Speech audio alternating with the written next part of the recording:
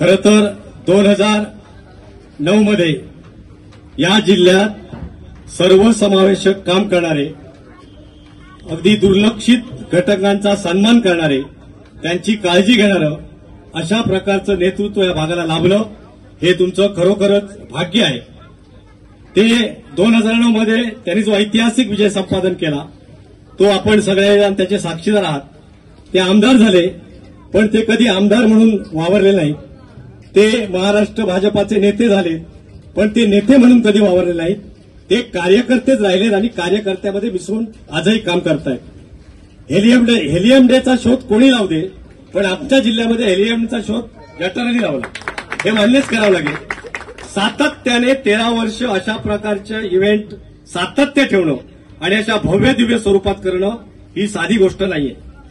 या जिल्ह्यातील सांस्कृतिक चळवळ असू दे, सामाजिक चळवळ असू दे, शैक्षणिक चळवळ असू दे, या चळवळीकडे अतिशय सकारात्मक नजरेने पाहणारे जठार म्हणून ओळखले जातात।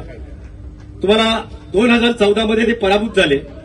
आजकाल नेता जेव्हा पराभूत होतो त्याची नाळ कार्यकर्त्यापासून पूर्णपणे तुटली जाते।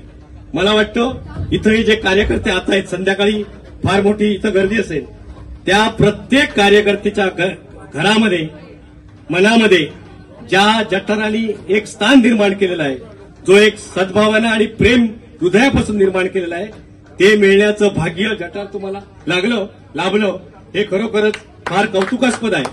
आणि म्हणून या ठिकाणच्या ग्रामीण भागातील प्रत्येक कार्यकर्ता, प्रत्येक घरातील, प्रत्येक कुटुंबातील माणूस हा जठारांशी आजही कनेक्ट आहे। म्हणून ते आज तुमचे तशा दृष्टीने आमदार नसले तरी तुमचे ते आमदार आहेत। आणि म्हणून हा जो मला वाटतं 14 वर्ष, आता हे 14 वर्ष आहे, पुढच्या सगळ्या अनेक वर्षामध्ये ह्याच ऊर्जेनं, ह्याच मोठ्या उत्साहानं हा कार्यक्रम असाच सुरू राहिला पाहिजे। या जिल्ह्यातील जनतेच्या मूलभूत प्रश्नासाठी त्याच हिमतीनं काम करण्याची ताकद त्याला परमेश्वराने देवो, त्यासाठी आपण आज प्रार्थना करूया। परमेश्वराने त्याला उदंड आयुष्य आणि चांगलं आरोग्य देवो, आणि ही त्यांची जी चळवळ आहे सगळ्या प्रकारची, ती सातत्याने अशीच चालत राहो, अशा प्रकारच्या शुभेच्छा व्यक्त करतो। आणि सगळ्यात महत्वाचं म्हणजे माझ्यासारख्या एका सामान्य कार्यकर्त्याला या सोहळ्याचं उद्घाटन करण्याचा सन्मान दिला, याबद्दल प्रमोद जठार मित्रमंडळाचं आणि आपल्या सगळ्यांचे आभार मानतो आणि या कार्यक्रमाची शुभेच्छा देतो। जय हिंद, जय महाराष्ट्र।